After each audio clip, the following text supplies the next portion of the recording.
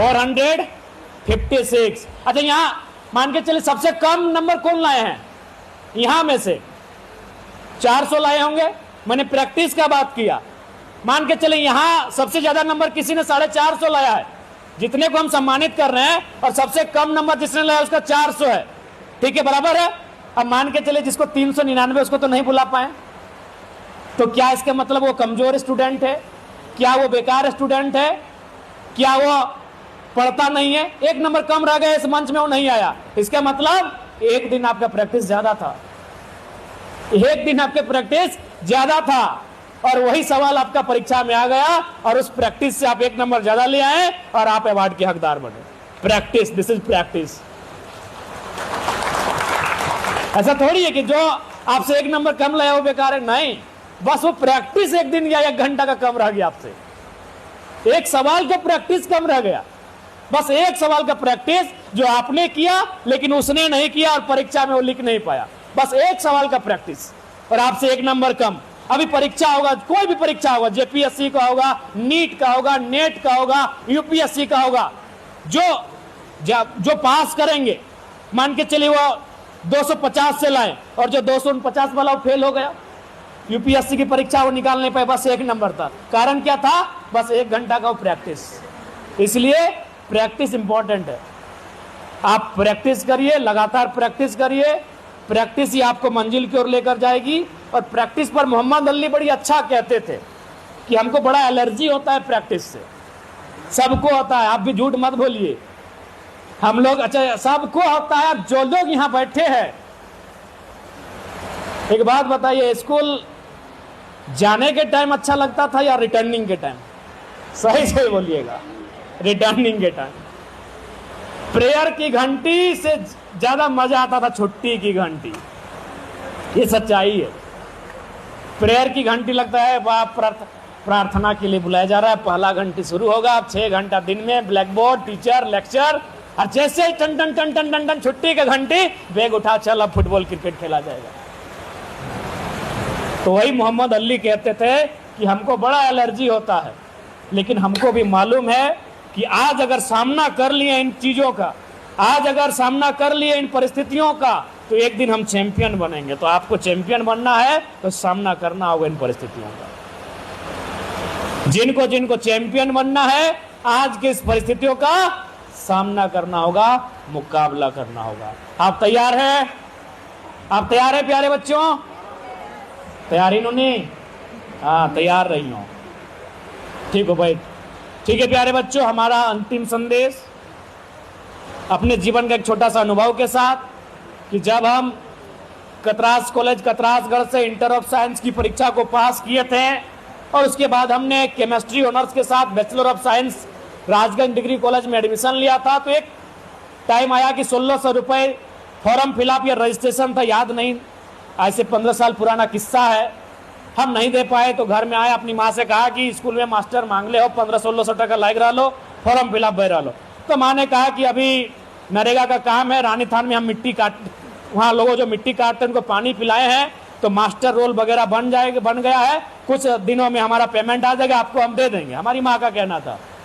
तो हमने कहा कि अब इंटर ऑफ साइंस तो किसी तरह कर लिए, अब जिस परिवार से हम ताल्लुक रख रहे हैं, धनबाद अब जाना होगा कोचिंग के लिए, राजगंज से उपाय भी नहीं हो रहा है, तो वहाँ बड़ा टफ हो जाएगा। तो हमने मात्र 1600 रुपये के लिए अपना ऑनर्स को बदल दिया।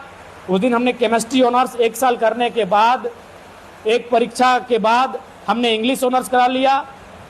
तो इसलिए उस अनुभव के आधार पर हम ये कहेंगे कि यदि आपके जीवन में ऐसा नौबत आए कि आपको 2-4 हज़ार रुपयों के लिए अपनी पढ़ाई से कुछ पल के लिए समझौता करना पड़े, आप बेहिचक हमें याद करिएगा, आपको समझौता करने हम नहीं देंगे।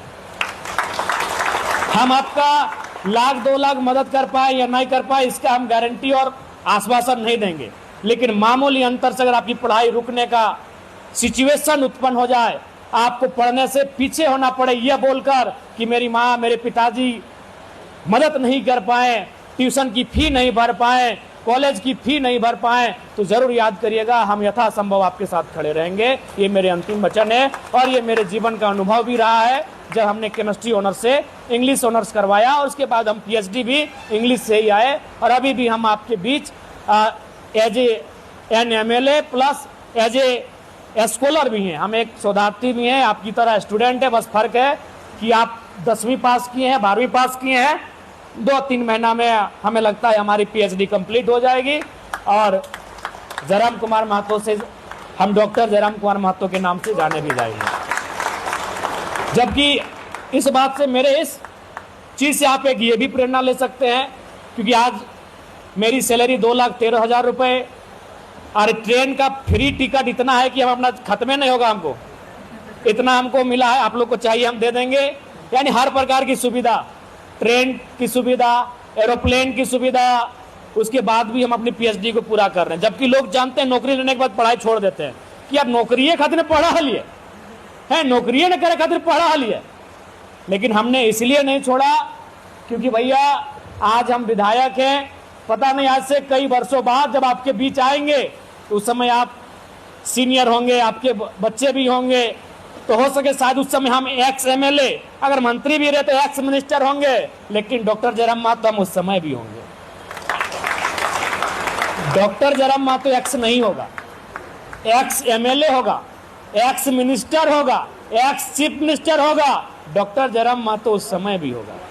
इसलिए हमने कहा कि हमारा मकसद, हमारी पढ़ाई उस एक प्रेरणा होनी चाहिए आने वाली पीढ़ी के लिए। और आज 2,13,000 की सैलरी, ट्रेन का तो हम कंप्लीट नहीं कर पाएंगे, इतना सरकार से सुविधा है, एरोप्लेन वाला भी हम लोग कंप्लीट नहीं कर पाएंगे, इतना सुविधा है, लेकिन उसके बाद भी हम अपनी PhD की पढ़ाई को जारी रखे हैं, इसलिए कि हम जिस परिवार से आकर यहाँ तक मुकाम को छुए हैं, अगर बच्चे मेरे इतिहास को पलटेंगे तो शायद मेरे इतिहास का एक एक पन्ना उन्हें प्रेरणा देने का काम करेगा।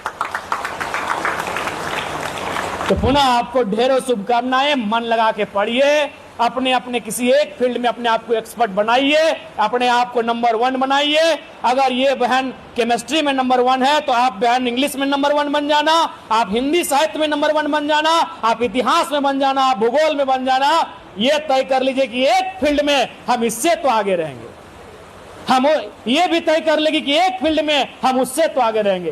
एक फील्ड आपको तय करना होगा जहां आप नंबर 1 होंगे। क्योंकि मैंने बार बार कहा, किसी भीड़ से पूछा जाए कि चांद पे पहले कौन गया था, लोग कह देंगे नील आर्मस्ट्रांग। अंतरिक्ष में कौन गया था, यूरी गागरिन।